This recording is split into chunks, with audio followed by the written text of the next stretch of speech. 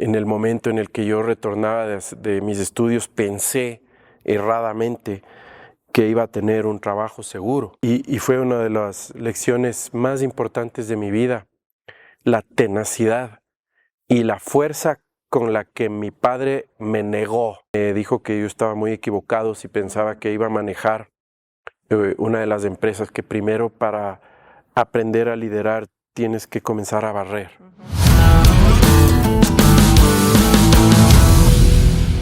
Saludos amigos y amigas, ¿cómo les va? Estamos iniciando un nuevo capítulo, estamos con Gonza Callejas y bueno, un pajarito nos contó que por ahí estás escribiendo un libro, que estás detallando la historia de tu vida, cómo ha sido, así que Gonzalo, bienvenido, cuéntanos un poquito de cómo ha sido este trayecto de tu vida para empezar a escribir el libro. Bienvenido. Hola, muchísimas gracias. La invitación es un poco sui generis, hablar un tanto del libro, porque lo que quisiera es que sea una sorpresa, pero dado que ya me has traído acá y ahora tengo que comentar, Ya la información. pues vamos a ver. Mira, el hecho de escribir un libro lo he tenido en mi mente desde hace algún tiempo. Alguna vez quise escribir un anecdotario, porque pienso que la comunicación entre adultos mayores y nietos, entre adultos e hijos, se ha roto. Estamos ahorita influenciados, invadidos por un tema mediático que lamentablemente está distrayendo nuestra atención y no le estamos dando la suficiente importancia al conocimiento, al saber, al ancestro. Tú sabes que en la época antigua los adultos mayores eran considerados sabios, no necesariamente por lo que ellos hayan concebido como sabiduría a través del estudio, sino por la experiencia. Y eso me llevó a pensar en que yo quisiera comenzar a redactar cuáles han sido las principales anécdotas que hicieron que Ambato sea como está, que Tungurahua se haya fundado como es, que nosotros empecemos a valorar lo que tenemos hoy y no nos fijemos en lo que nos falta, pero para eso hay que conocer la historia. Entonces arranqué entrevistándome con ciertos adultos mayores, ya que hoy, gracias a Dios, están vivos, pero que ya pasan sobre los 90 años, y he ido a tener ciertas entrevistas con ellos, a hacerles ciertas consultas, a que simplemente ellos me cuenten su vida. Y comencé a hacer notas de ese tema. Algunos de ellos amigos de mi padre, amigos mayores de mi padre. Mi padre siempre ha tenido la facultad de llevarse con mayores, con personas mayores, porque ellos son los que mejores historias nos pueden contar. Y es una de las cosas que incluso le he pedido a mi hijo. Él está estudiando en universidad ahora, y le he dicho que les llame a sus tíos, a que les cuenten, que ellos le cuenten a mi hijo cuáles son las historias más impactantes del momento de vida que ellos tuvieron cuando tenían su edad. Mi hijo tiene ahorita 21 años y él habla con mis tíos, son mis tíos, para él resultarían tíos abuelos, y le he dicho, toma nota de todas las enseñanzas, de todas las incluso aventuras jocosas que pudieron haber tenido, de todas las tradiciones, de los lugares donde estudiaron, de cómo eran las cosas, para que tú valores lo que hoy eres, lo que hoy tienes. Y lo más importante, lo que podrías llegar a proyectar, lo que tú has dicho, de dónde vienes. No concreté el hecho de sentarme a estructurar un bosquejo que me permita comenzar a redactar de una manera ordenada estos pensamientos de esta gente, hasta que se acercó un buen amigo ahora, una gran persona, Diego Proaño, que es mi compañero concejal, y me dijo, oye, me enteré que quieres escribir un libro, ¿por qué no lo escribimos juntos? Y yo me quedé primero pasmado, abismado por esa generosidad del hombre, y después hasta cierto punto motivado. Por fin se me abrió esa oportunidad. Y la idea era un poquito hacer una reflexión del por qué un académico que es Diego, un académico de tanta trayectoria, y por qué un empresario se meten o deberían meterse en la política. Así es como nació el tema. Entonces hemos iniciado esta concepción de análisis, al menos en mi parte. Diego es un escritor, yo soy un novato, yo simplemente lo que puedo es redactar, digo yo, aventuras de mi vida, porque así es como le tomo. Todo lo que tú vas haciendo se vuelve una aventura dependiendo cómo lo tomes. Y me he concentrado en incluso analizar desde la época en que yo salí a estudiar cuando tenía 17 años, y hago un recordatorio, digamos así, de lo que le estaba pidiendo a mi hijo. Ponte a ver cómo vivían esas personas a esa edad. Ahora yo estoy redactando cómo yo vivía a esa edad. ¿Qué es lo que pensaba? ¿Qué es lo que sentía? ¿Cuáles fueron los golpes más difíciles que yo tuve en un momento dado? Unos por las circunstancias, otros creados por mí mismo, por el overthinking, el sobrepensamiento que muchas veces nos mata, lamentablemente. Y comencé a estructurar esa escritura. Comencé a recordar mi paso por la universidad, y créeme que hubo momentos de profunda tristeza. El momento de la redacción te hablo, por recordar con nostalgia cómo ha pasado el tiempo.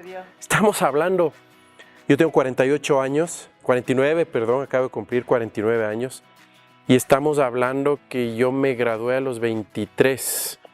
Entonces son una buena cantidad de años la que ya ha pasado, y bueno, regresar es volver a vivir. Y ha habido momentos, yo generalmente escribo, me siento a escribir muy temprano en la mañana, después de hacer ejercicio. Es el momento de mayor lucidez que encuentro para poder relajarme. Los días en la mañana. Así es. Cuando dejo por alguna cuestión de escribir en la mañana y me siento a escribir en la tarde, ya no sale igual. Ya no sale. No me preguntes por qué, pero ya no me fluye, gracias, no fluye. ¿Será porque tienes una cantidad enorme de ocupaciones y te distraes y demás? Tal vez no tengo la facultad de tener largos periodos de concentración como para recordar las cosas, pero esto primero me relaja, segundo me llena de nostalgia en el sentimiento del tiempo, en el ver cómo está pasando el tiempo. Tercero, a veces me frustra porque hay muchas cosas que escribes, te recuerdas, y que pudiste haberlas hecho mejor. Y eso genera una controversia en el sentido de que tú no puedes retroceder el tiempo, pero sí puedes proyectarlo como un aprendizaje para hacer mejor las cosas hoy. Al fin y al cabo es el símbolo de ser joven, de ser por primera vez de estar haciendo una cosa. Exacto. Al fin y al cabo tú ya sabes que hiciste mal, pero por lo pronto no vas a Mira, siempre digo que yo soy hecho de 1 millón de errores y capaz unos 5 aciertos, pero lo importante es el balance. Así es que escribir me ha permitido darme cuenta de cuáles han sido los principales. Arrepentirte no sacas mucho. Arrepentirte, lo que sí tienes que generar es un aprendizaje. El hecho de comenzar a escribir me forzó a volverme más lector. Me encanta leer. Leo mucho, me gusta leer mucho biografías, me gusta leer novelas. Entonces veo que cuando ellos redactan sus autobiografías, sus biografías, muchas veces se van a la madurez y regresan a la juventud en la trayectoria de la redacción. Y eso me ha enseñado también a pasarme, o sea, parte del libro es, aparte de pasar por la trayectoria universitaria, ver cuáles fueron mis inicios laborales. Entonces, luego proyectarlos de esos inicios laborales al sentido del gremialismo, que me ha encantado siempre estar aportando ese adicional. Y te voy a contar un tema en la universidad. Estuve involucrado en todos los grupos que me podía involucrar. O sea, aparte de estudiar, quería aportar algo más. Estuve en la Asociación de Estudiantes, presidí la Asociación de Estudiantes Ecuatorianos residentes en Monterrey, México. Estuvimos también en grupos de estudio de empresas familiares. estuvimos en algunos escenarios en los cuales proyectábamos circunstancias de situaciones distintas y análisis, o sea, como estudiantes ya analizábamos lo que pasaba en la política mexicana. Si hubiera vuelto a nacer, yo hubiera querido repetir los pasos que he dado y el primer sentimiento que tengo al redactar todo eso es el profundo agradecimiento con Dios, con la vida, por todas las oportunidades que me dio, que me sigue dando, con mis padres que confiaron en mí, me mandaron desde muy joven fuera del país a estudiar y todo lo que eso ha implicado en el resto, en la continuación de mi vida, ¿no? En el momento en el que yo retornaba de mis estudios pensé erradamente que iba a tener un trabajo seguro. Y fácil, conseguirlo fácil. Sí, porque posiblemente mi padre tenía ahí sus negocios, sus temas, y yo pensaba que él me podía dar un trabajo. Y afortunadamente, debo decirte, y fue una de las lecciones más importantes de mi vida, la tenacidad y la fuerza con la que mi padre me negó. Fue un golpe duro, porque después de tanto esfuerzo, yo salí a los 17, regresé a los 24, tenía más 24 años, ¿sí? Y pensé que iba a conseguir algo y mi papá me dijo que yo estaba muy equivocado si pensaba que iba a manejar una de las empresas que primero para aprender a liderar tienes que comenzar a barrer. Okay. No nada en contra de los que barren, pero lo que quería decir es que tú empiezas desde abajo.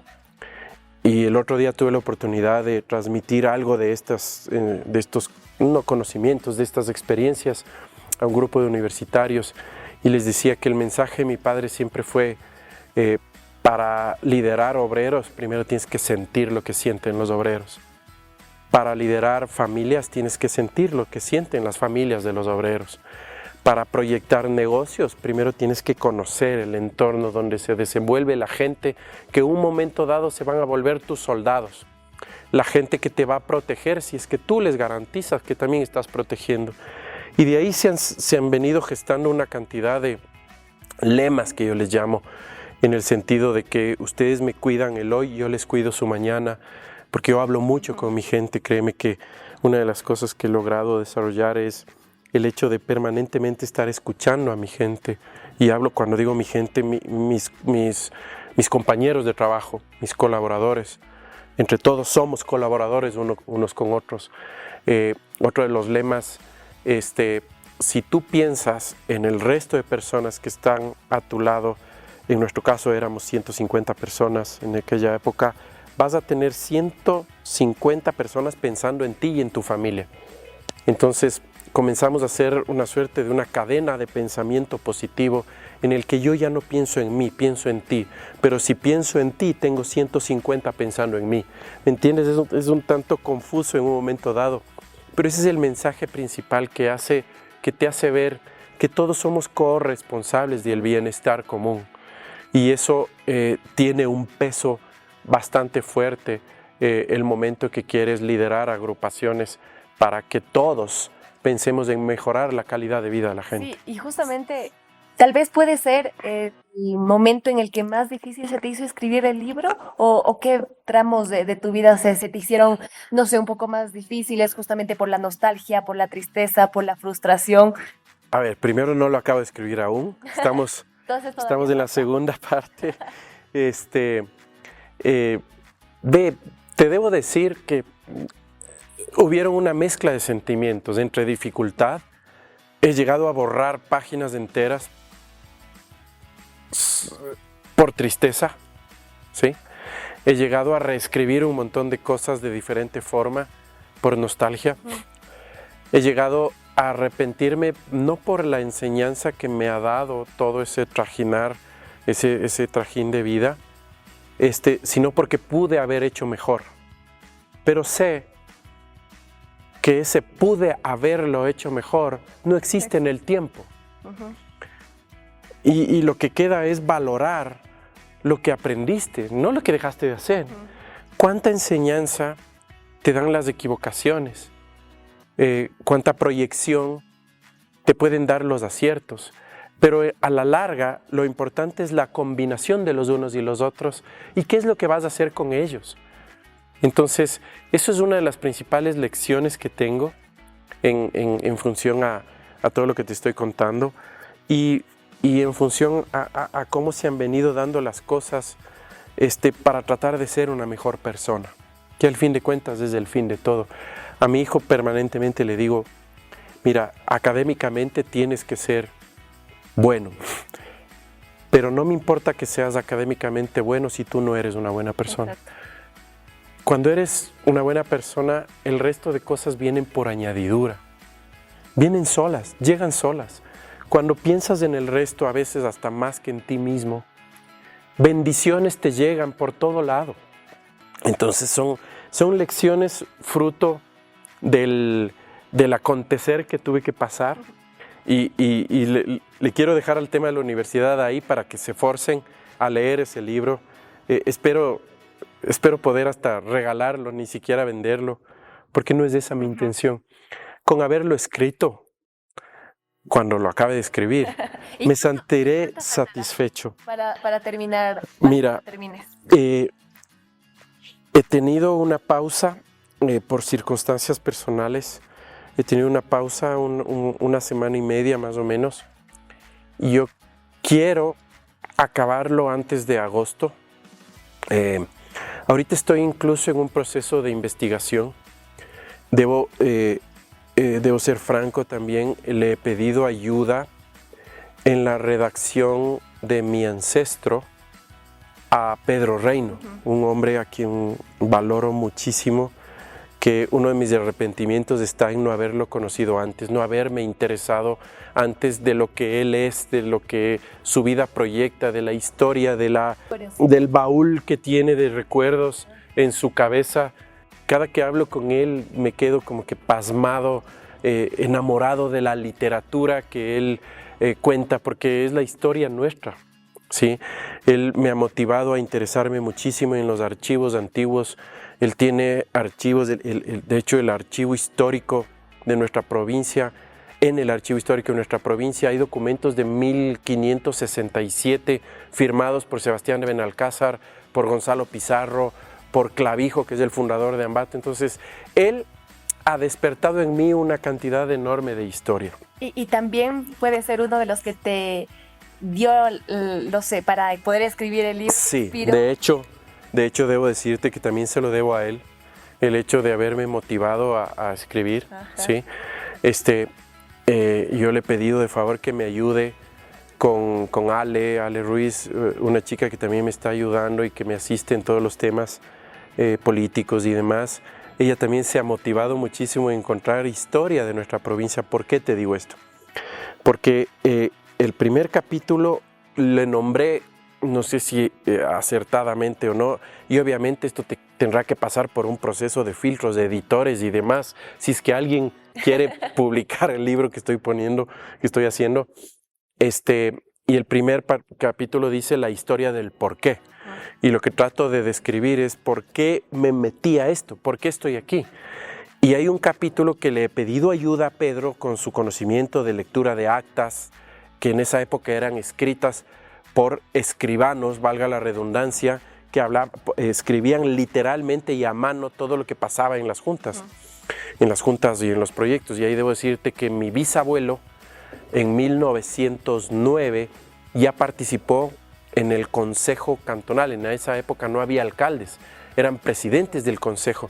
Y mi bisabuelo está siendo un actor desde 1909 y hay una historia que le está redactando Pedro en el sentido de que él fue uno de los propulsores para que en aquella época ya Ambato tenga agua potable. Y hay una historia de por medio. Luego mi abuelo, Ricardo Callejas, él se llamó Ricardo Callejas Arias. Luego mi abuelo, en 1967, fue alcalde de Ambato y coincidencialmente él participó también en la creación del EMAPA. O sea, hay un ancestro relacionado con temas de agua potable para la ciudad.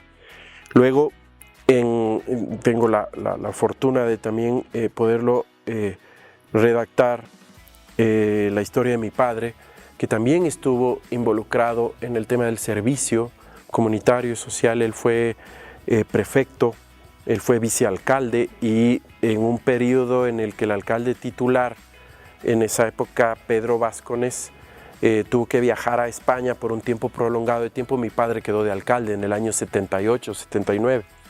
Entonces, cuando tú te pones a ver la historia del por qué, y por qué tengo esa afición por servir, digamos, por qué quisiera mejorar la calidad de vida de la comunidad a través de actos, no sé, a través de hacer algo distinto, a través de presentarle a la ciudadanía con desnudez pura lo que tú quisieras ponerle a consideración de la gente.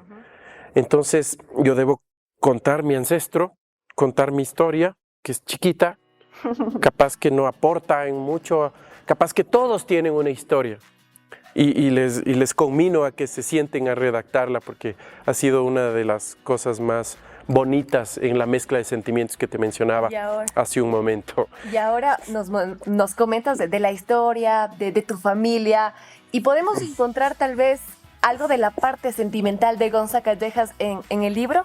Entonces, por ahí el primer amor, la historia de su esposa, cómo le conoció, cómo llegaron los hijos. Hay cosas que no se cuentan, puede pero ser. Pero los recuerdos ya hicieron lo suficiente.